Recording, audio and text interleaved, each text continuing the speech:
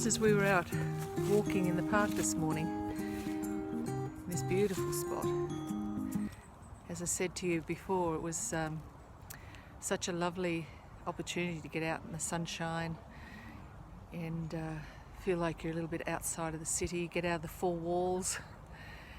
Sometimes we get very involved inside in front of our computers and just caught up with things around home. If you're working at home, you also get caught up within the four walls. So it was just nice to walk outside and be in the fresh air. Yes, I've taken off my mask because the people are so far away from me. That's okay. And we're in the yellow zone, which in language, Italian language, that means that we are able to go out, have at least we could meet friend for lunch or for coffee, and actually sit down at the place rather than take it away, which is a really nice idea. Hoping to do that this week before anything else changes, because it does change regularly here and we try and keep up with it, but it can be rather difficult. And I think this is the walk we have with God as well. We are continually in change, and so keeping up is really, really important.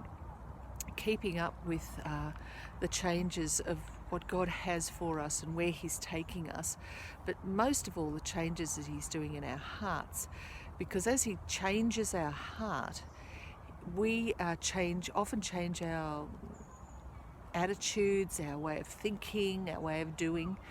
And it's really important that we don't just receive a change and then revert back to the old.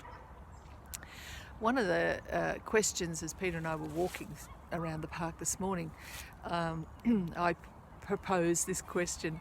If we're living in let's say a very tranquil area, we're living in have a good life, this is a general statement, when God comes and He shakes that world a little bit and says, you've been traveling along this path, now I want you to take a right hand or a left hand turn, depending on Him, and it goes against what you or I had planned already. We have a certain amount of plan in our lives that we think, right, this is where I'm going and this is what I'm doing. And sometimes God comes along and sort of moves that plan a little bit so that we do reach the same destination, but He has another kind of a path that He wants us to travel a little bit on. And so I posed the question, if the Lord said, I want you to uproot and I want you to move on to another place, and it doesn't seem reasonable.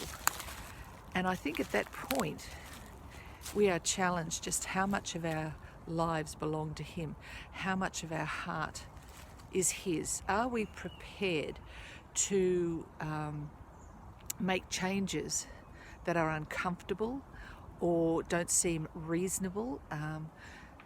Because I know what I would do. I would start trying to work out, how can that work? Where am I going to live? How am I going to move?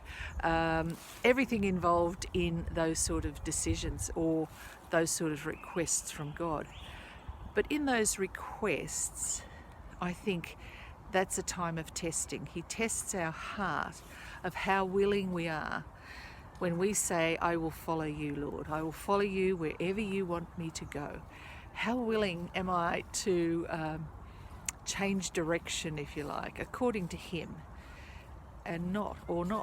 Because the reality is, we do like to be very certain about things. We like to know how things are working. We like to know these things.